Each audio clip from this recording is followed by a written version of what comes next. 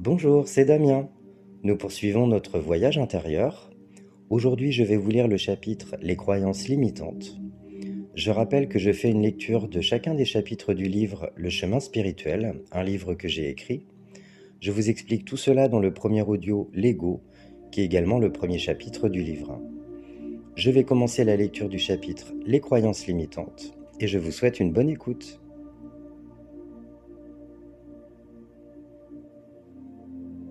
Tout est énergie et vibration, fréquence infinie.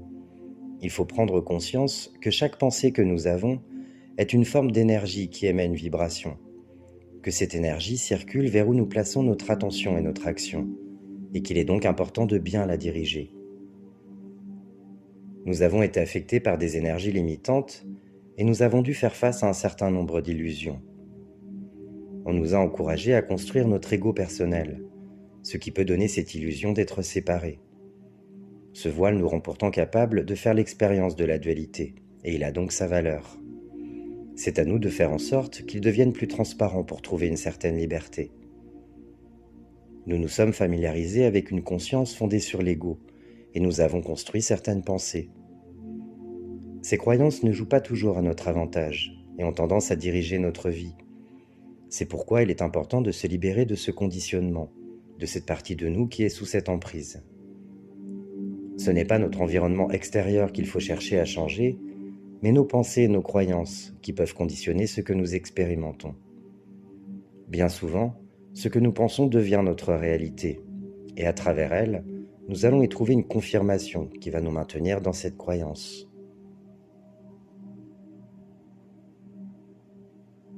À chaque instant, avec chacune de nos pensées, nous créons notre réalité. Et il est donc essentiel de comprendre cette notion de pensée créatrice. Il faut bien reconnaître que nous créons et entretenons certaines croyances afin d'avoir du pouvoir sur elles et ainsi de les changer. Le mental n'est qu'un instrument, donc nous avons le choix de contrôler notre mental plutôt que d'être contrôlés par lui. À partir de là, nous pouvons laisser place à l'action et à la responsabilité, plutôt qu'à la réaction et à la culpabilité, et nous sommes capables de dépasser ces limites que nous avons nous-mêmes construites. Une pensée limitative est comme une affirmation qui nous empêche de révéler notre potentiel. C'est un ensemble de croyances que nous avons sur nous et notre environnement, qui a autant le pouvoir de nous construire que de nous tirer vers le bas. Elles influencent nos ressentis, nos attitudes, nos réactions, et deviennent un ensemble de règles et de convictions qui régentent notre vie. Nous pouvons nous en libérer et les influencer positivement, en ouvrant notre cœur et en arrêtant de trouver une cause extérieure à ces limitations. Notre qualité de vie en dépend, et c'est pourquoi nous ne devons pas perdre le contrôle et en devenir victimes.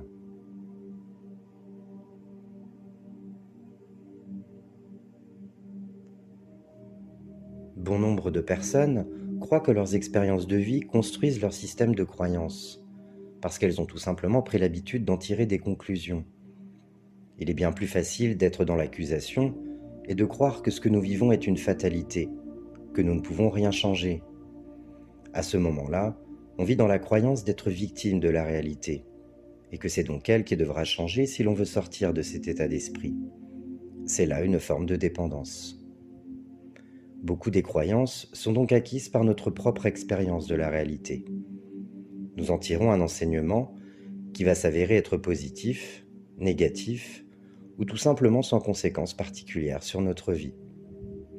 Ces croyances se forment avec le temps, à force de penser de la même manière, consciemment ou inconsciemment. D'autres croyances ne nous appartiennent pas et sont donc ancrées depuis notre enfance, héritées de notre entourage et de la société.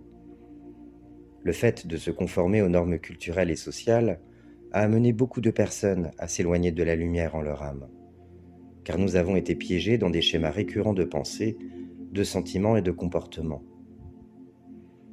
Bon nombre de religions sont basées sur le fait que l'on trouvera la paix intérieure en s'appuyant sur une autorité supérieure. Il faut alors faire la différence entre la force de l'amour que l'on puise dans une religion et celle que l'on tire d'un travail de reconnexion à soi. Les médias nous transmettent des informations, mais nous disent-ils la vérité ?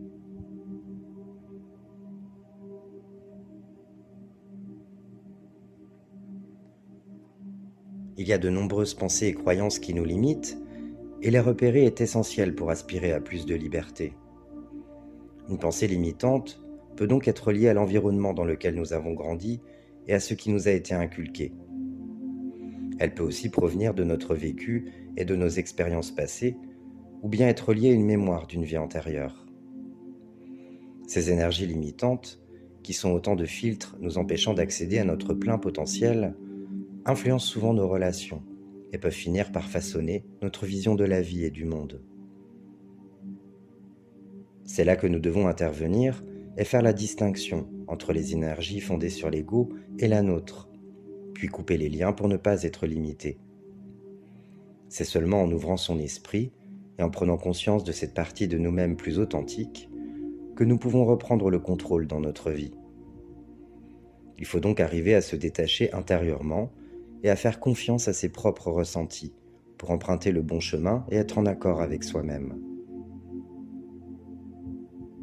Demandez-vous quelles sont les croyances qui vous freinent dans votre épanouissement, car la première étape est bien évidemment de les identifier. Il faut à ce moment-là oublier tout ce que l'on a appris et c'est un changement de perspective. Écoutez-vous et filtrez vos pensées. Si elles vous portent, alors continuez. Sinon, prenez du recul. Posez-vous les bonnes questions et modifiez celles qui vous limitent pour vous alléger.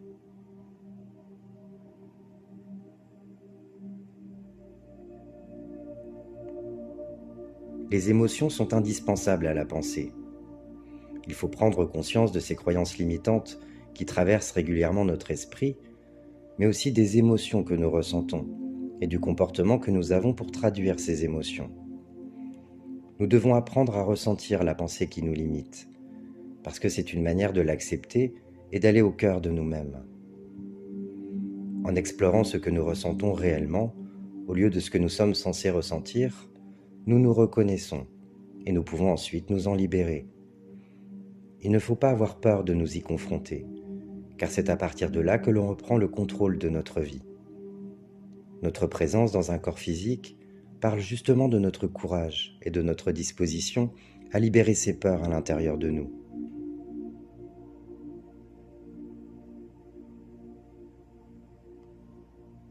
Soyez bien attentifs à ce qui se passe dans votre vie, à vos sentiments et à vos désirs.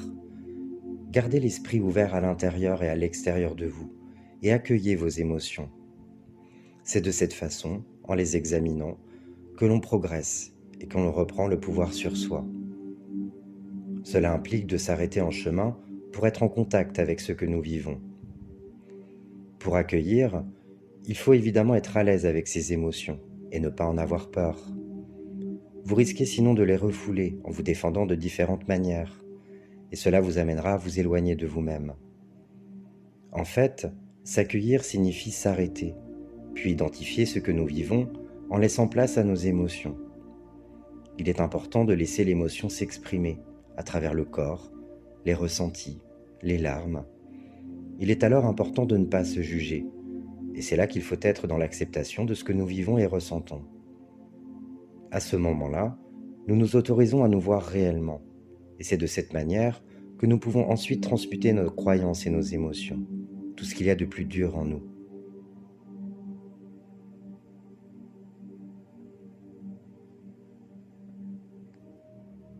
Il y a les émotions positives qui nous propulsent vers l'avant et les émotions négatives qui peuvent donc nous entraver, nous empêcher d'avancer.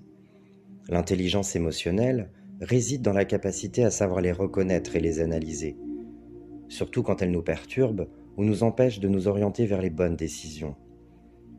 Quand une pensée perturbatrice émane de votre centre émotionnel, essayez de prendre du recul par rapport à cette émotion et regardez-la. Ne rendez pas les choses plus difficiles qu'elles ne le sont. Acceptez vos émotions, mais ne vous laissez pas diriger par celles qui vous submergent et qui peuvent entraver votre liberté intérieure. Elles sont de l'énergie en mouvement. Il faut simplement apprendre à les contrôler et à les orienter. Entrez en contact avec elles et prenez-en la responsabilité. Tirez une leçon de chaque émotion vécue comme négative.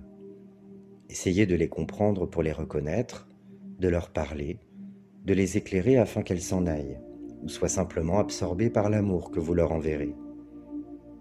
Il n'y a pas de méthode particulière pour gérer ces émotions. Il y en a plusieurs, et chacun peut trouver la sienne pour se recentrer. Cela demande de s'écouter profondément. Quand vous vous sentez au creux de la vague, quand vous souffrez, dites-vous que vous vous libérez, car c'est dans la difficulté, dans la douleur parfois, que le corps s'épure, se nettoie. Prenez conscience de vos émotions avec courage, avec détermination. Il n'existe pas d'autre moyen. Personne d'autre que vous ne peut le faire à votre place. Soyez dans la compassion avec vous-même afin qu'elle se libère dans la lumière.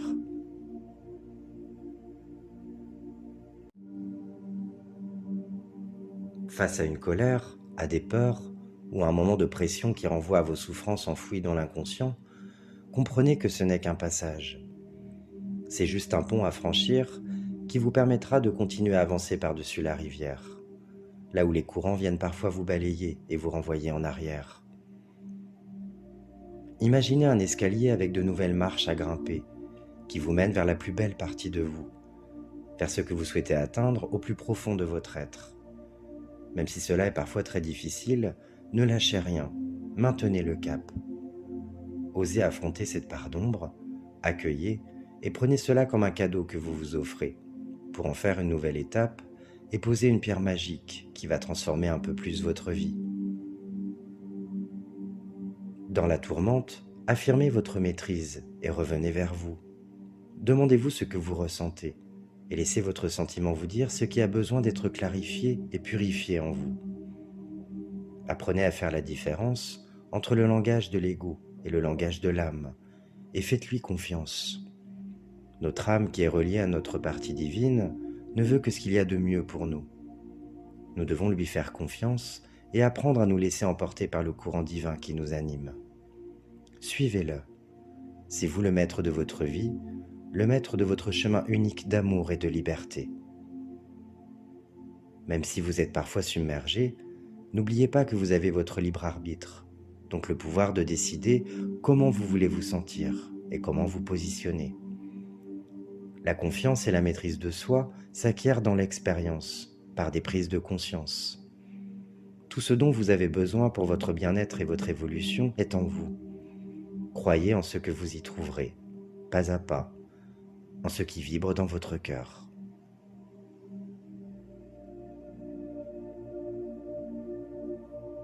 Le chemin spirituel est un chemin fait d'amour de soi et de clarté intérieure. Notre vérité se trouve toujours dans l'amour et la lumière qui est en nous. En rentrant en contact avec notre moi divin, nous entendons notre moi le plus authentique et nous laissons place à notre conscience. Elle est cette porte d'accès à l'amour divin et nous ne pouvons y accéder qu'en traversant le voile de la peur et des doutes qui nous entourent. C'est la clé pour avancer plus librement dans notre vie et ne pas être dépendant.